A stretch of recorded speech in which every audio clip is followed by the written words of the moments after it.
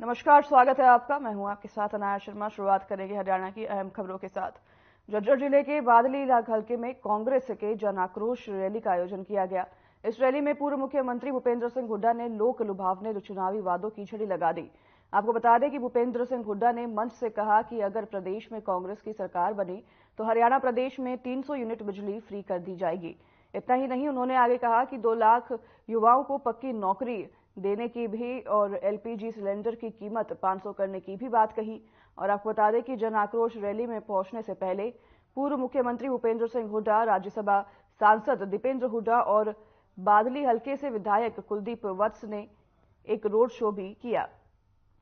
वहीं आपको बता दें कि लोकसभा चुनाव नजदीक है, ऐसे में तमाम राजनीतिक पार्टियां वोटरों को साधने के लिए चुनावी वादे कर रही हैं।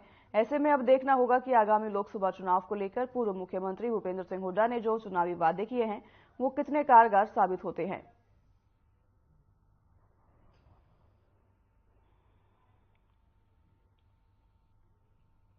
बिल्कुल पार्टी के आदेश हुए तो बिल्कुल इलेक्शन लड़ूंगा।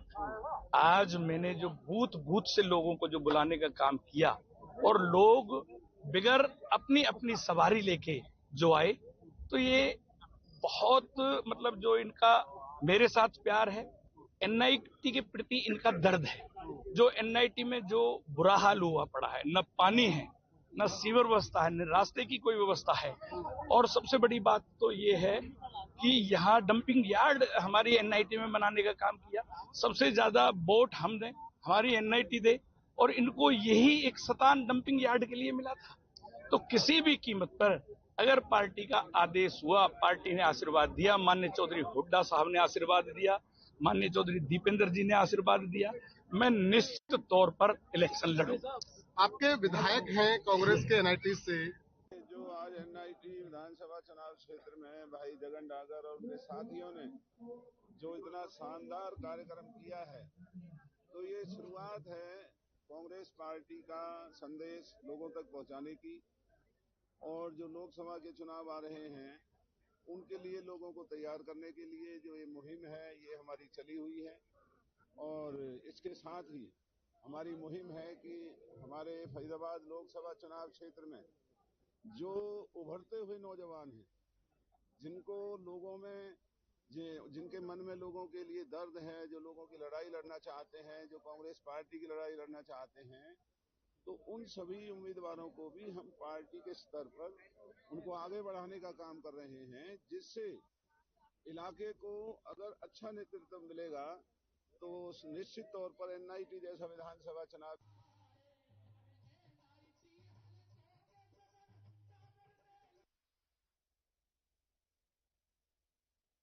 कार्यालय खोलने को आश्वासन मिला है। दिल्ली के जंतर मंतर पर 30 जनवरी को देश भर के पीड़ित निवेशक पीएससीएल सहित अन्य चीट फंड निवेशकों की बैठक आयोजित की।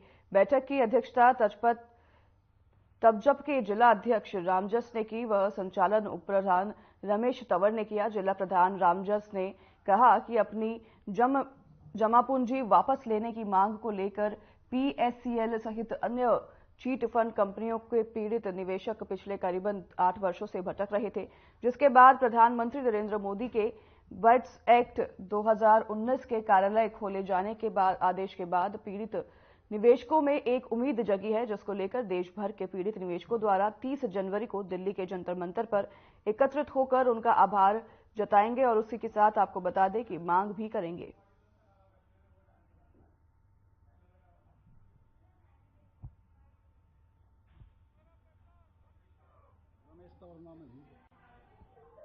क्या कहना चाहोगे जो आज मीटिंग की गई? मैं आपके चैनल के माध्यम से ये कहना चाहूँगा कि माननीय प्रधानमंत्री नरेंद्र मोदी जी ने जो अनियमित जमा योजना पाबंदी कानून 2019 के तहत पूरे हिंदुस्तान को एक कानून दिया, लोगों को जमा पूंजी जो डूबी हुई थी उसको वापस देने का गारंटी दी गई। इसके लिए हम 30 जनवरी को जंतर मंतर नई दिल्ली में जाकर के उनका पूरा राष्ट्रव्यापी पूरा समूह पूरे हिंदुस्तान से लोग एकत्रित होंगे और उनका आभार व्यक्त करेंगे, धन्यवाद करेंगे, ताकि उनके लोगों की जमा डूबी पूंजी वापस मिल सके।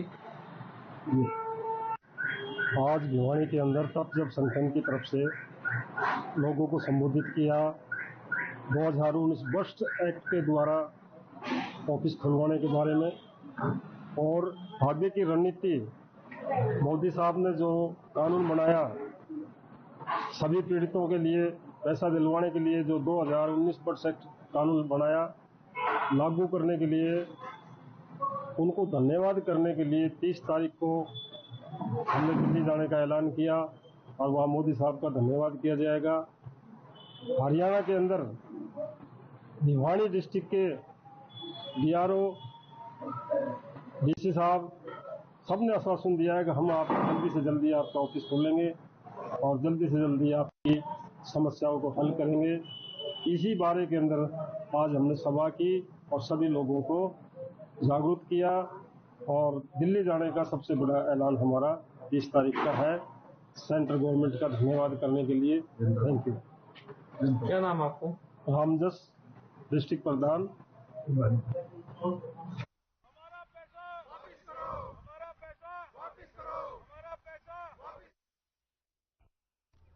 फरीदाबाद के एनआईटी विधानसभा क्षेत्र में कार्यकर्ता मिलन समारोह आयोजित किया गया। कार्यक्रम में कांग्रेस के पूर्व मंत्री करण सिंह दलाल ने पहुंचे और उन्होंने कहा कि बीजेपी सरकार के मंत्री और सांसद डीलर बनाकर फरीदाबाद प्लॉट काटने का काम कर रहे हैं। उन्होंने आगे कहा कि 2024 का साल लगते ही एक के बाद एक पार्टियां और नेता अपने आप को मजबूत करने में लगे हुए हैं।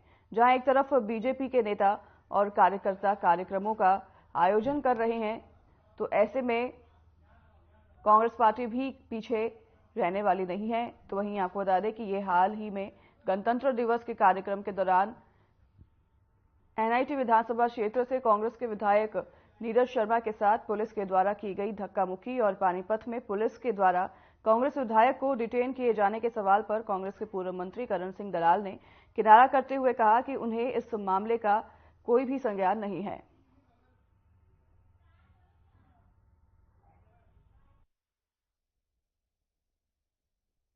बिल्कुल पार्टी के आदेश हुए तो बिल्कुल इलेक्शन लड़ूंगा।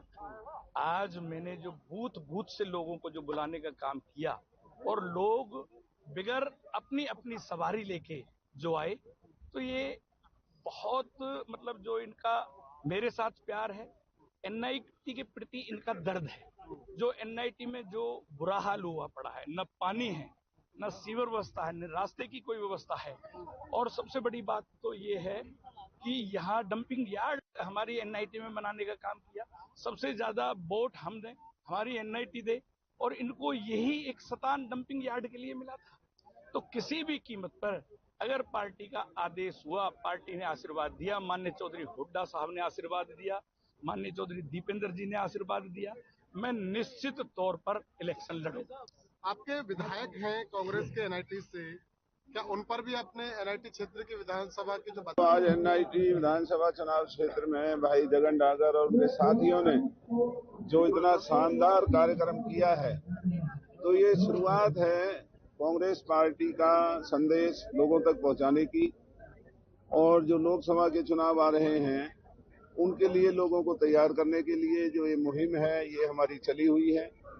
और इसके साथ ही हमारी मुहिम है कि हमारे फरीदाबाद लोकसभा चुनाव क्षेत्र में जो उभरते हुए नौजवान हैं, जिनको लोगों में जिनके मन में लोगों के लिए दर्द है, जो लोगों की लड़ाई लड़ना चाहते हैं, जो कांग्रेस पार्टी की लड़ाई लड़ना चाहते हैं, तो उन सभी उम्मीदवारों को भी हम पार्टी के स्तर पर उनको आगे बढ़ाने का काम कर रहे हैं, जिससे इलाके को अगर अच्छा नेतृत्व मिलेगा तो निश्चित तौर पर एनआईटी जैसा विधानसभा चुनाव क्षेत्र जहां इतनी गंदगी है।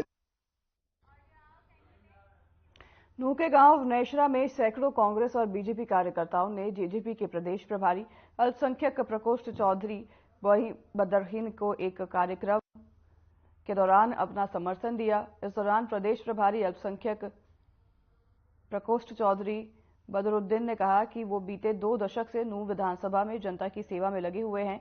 उन्होंने आगे कहा कि नूह विधानसभा पहले से ही 2 परिवारों की राजनीति की शिकार है। उक्त दोनों परिवारों ने सिर्फ अपना विकास किया है। आज नूह जिला सबसे पिछड़े जिलों की श्रेणी में है। इस दौरान आधा दर्जन गांवों के पंच, सरपंच सहित अन्य लोग मौजूद रहे।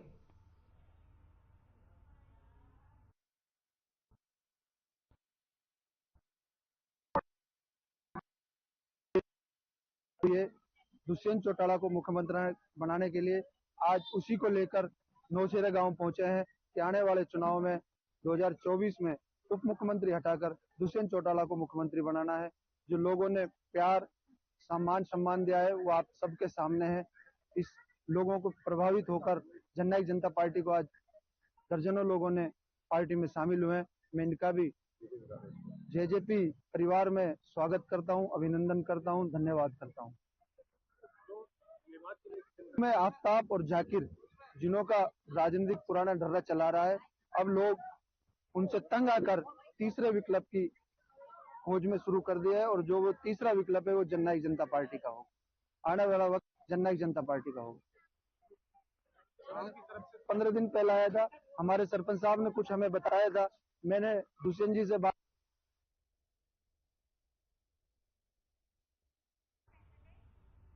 रुकेंगे छोटे से ब्रेक के लिए, लौटेंगे आपके पास इस ब्रेक के बाद।